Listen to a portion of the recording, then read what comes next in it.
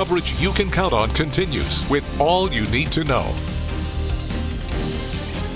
New this morning, Terre Haute police responded to a crash overnight. It happened a little before 3 o'clock this morning at 6th and Farrington Streets. Police found a car overturned and crews had to use the jaws of life to free the driver. Our photographer says it appears the driver struck 3 other vehicles. The driver was able to walk to the ambulance. A cause for this crash has not been determined. A decision to raise Vigo County Jail employee salaries could be made tonight. News 10's Chloe Markley is live outside the future Vigo County Jail with more on the proposal and why the sheriff and current jailers say the increase is needed. Chloe. Heather, the Vigo County Sheriff wants to make sure the new jail is fully staffed. That's why he's asking the County Council to approve an increase in jailers' pay. Sheriff John Plassey wants to increase base pay from $18 to $22 an hour. He says this will help with employee retention and attract new workers.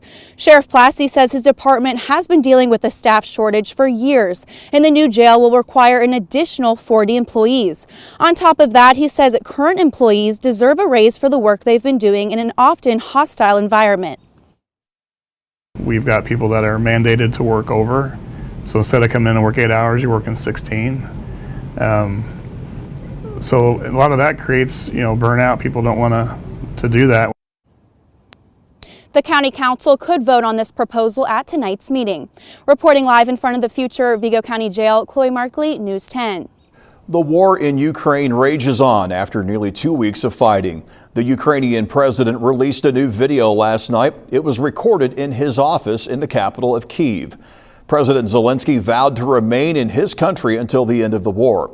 Meanwhile, fierce shelling from Russian troops is causing growing fears of a humanitarian crisis. Well, there's a local way you can support people fleeing from violence in Ukraine. It's through the Sunflower Collection at Basler's Market in Terre, Haute. You can buy sunflowers or sunflower-inspired goodies from the bakery. The store will donate 50% of its proceeds to help people in Ukraine.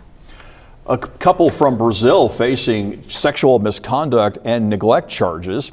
Police arrested 37-year-old Jonathan Randall and 56-year-old Darla Randall. Officers investigated allegations of the two engaged in sexual misconduct with a minor under the age of 16. The allegation happened in Clay County, and they're being held in the Clay County Justice Center. We have a traffic alert for Vigo County drivers who use State Road 246. State Road 246 will be closed between Sharp and Dickens Streets. The detour uses US 41, the 641 bypass, and State Roads 46 and 159. That should last about 3 weeks. The Indiana Department of Transportation says a failed culvert under the roadway is the reason for the closure. We're in the mid-40s today with partly sunny skies, cool conditions. Over the course of the night tonight, it is going to cool off quite a bit, though. We're going to be in the lower 30s. Not as frigid as it will be this morning. Temperatures are still dropping into the upper 20s, mid-20s in some spots. But over the course of the afternoon, tomorrow, we're going to bounce back to the lower 50s. Much more comfortable outside, more sunlight than even this afternoon.